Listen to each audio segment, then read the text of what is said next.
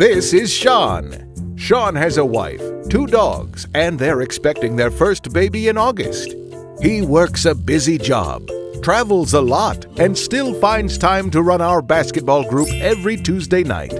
Sean knows the importance of serving in the church.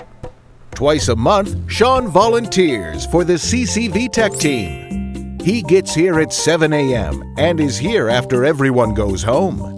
On top of all that, Sean has just been recruited to our hospitality team. He's even agreed to make his mom's famous egg salad every Sunday for the lobby. Thanks, Sean!